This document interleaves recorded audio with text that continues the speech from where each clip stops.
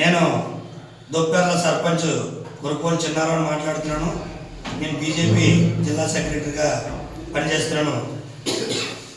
మొన్న సాక్షి మీడియాలో, ఎలక్ట్రానిక్ మీడియాలో యలమంచి నియోజకవర్గం రామ్మెల్లి పంచదార్ల సర్వే నెంబర్ 2 గురించి ఒక కథనం వేయడం జరిగింది.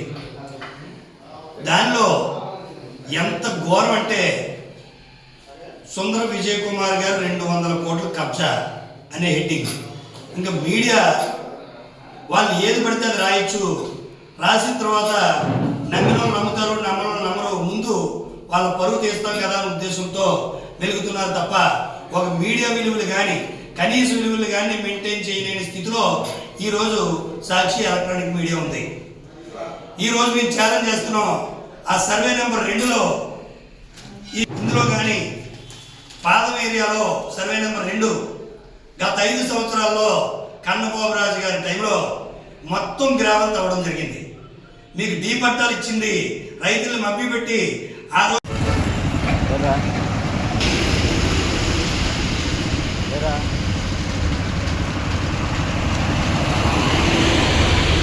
చూడండి.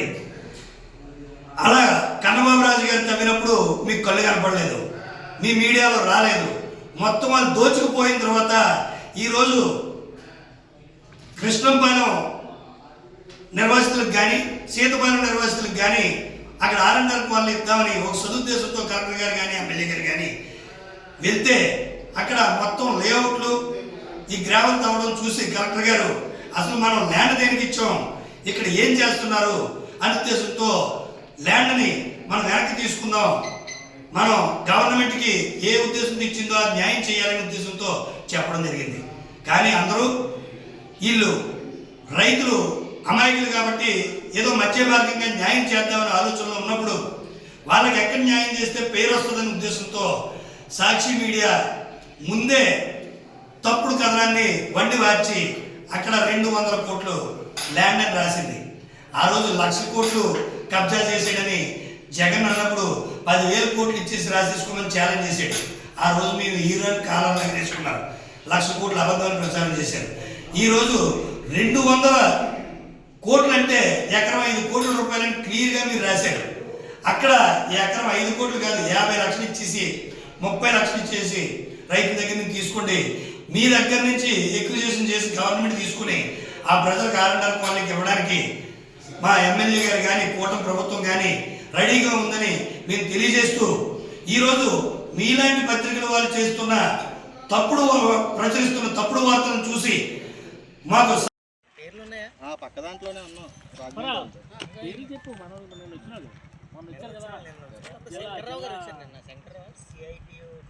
కూటమి నాయకులు ఎమ్మెల్యే గారు ఆరోపణ చేస్తున్నారు, అది ఎంతవరకు నిజమా కాదా? పచ్చి అబద్ధం. ఆ రోజు రాజశేఖర రెడ్డి గారు 10,000 ఎకరాలు ఎక్వైర్ చేస్తాం, SEZ ఇస్తామని చెప్పేసి తీసుకున్నారు. అంటే రాజశేఖర రెడ్డి గారు ఆ రోజు కబ్జా చేశారా? మీరు సాక్షి మీడియాలో రాయగలరా? మీకు దమ్ముందా?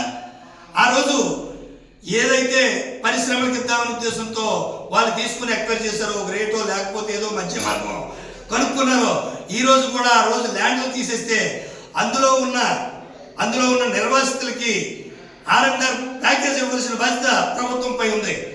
అక్కడ కంపెనీలు కట్టాలంటే, కన్స్ట్రక్షన్ చేయాలంటే అక్కడ ఇళ్ల వాళ్ళని ఖాళీ చేయించి వేరే దగ్గర ఇళ్ల సైట్లు ఇస్తే తప్ప వాళ్ళు కంపెనీలు కట్టడానికి అవకాశం ఇవ్వరు. ఈరోజు ఆ సైట్లను అడ్డడానికి సాక్షి మీడియా కుట్రపూర్తిగా పని ఆ కంపెనీలు కన్స్ట్రక్షన్ అవనివ్వకుండా, గ్రౌండ్ అవనివ్వకుండా చేయడం కోసం ఈ కుట్రలో భాగంగా ప్రచురించిన కథనంగా భావించి ఈరోజు మేము తీవ్రంగా ఖండిస్తున్నాం. కేసులు నిర్వీర్యం అయిపోయి అన్ని తప్పుడు కేసులు చట్టాన్ని దుర్వినియోగం చేయడం వల్ల ఈరోజు మీకు మీడియాకు ఉన్న స్వేచ్ఛని దుర్వినియోగం చేయడం వల్ల ప్రతి ప్రజాప్రతినిధుల్ని బ్లాక్మెయిల్ చేసి మీరు డబ్బులు సంపాదించడం అలవాటు పడిన తర్వాత నిజం తర్వాత ఎరుగు మనం ఏది పడితే అది మనం ప్రచురించేస్తే అది నిరూపించుకోవడానికి 10 రోజులు పడుతుంది, మనం బుర్ర చెల్లేస్తున్నాం కదా అనే ఉద్దేశంతో ఇంత పరువు తీయడానికి తప్పుడు వార్తలని కథనాలని ఇంత రెడ్ హ్యాండెడ్గా చేసిన వాళ్ళ మీద కలెక్టర్ గారు కానీ SP గారు కానీ గవర్నమెంట్లు కూడా ఇలాంటి వాళ్ళ మీద యాక్షన్ తీసుకోవాలని, క్రిమినల్ కేసులు పెట్టాలని, లేదా రేపు పొద్దున్న ప్రజలే సాక్షి మీడియా ప్రజల్లోకి వస్తే వెంటలు తగిలి కొట్టే పరిస్థితులు వస్తాయి. ఇంత తప్పుడు వార్తలు కానీ రాస్తే మీకు ఏమైనా దమ్ముంటే ల్యాండ్లోకి రండి. ల్యాండ్లోకి వచ్చి అది దేనికి ఇవ్వడానికి చూస్తున్నారు, ఆ ల్యాండ్ పొజిషన్ ఎలా ఉంది మీరు చూసి లైవ్ పెట్టి రాయండి. మేము ధైర్యంగా ఉన్నాం కాబట్టి ఈరోజు కూటమి నాయకులందరం కూడా ల్యాండ్లోకి వస్తాం.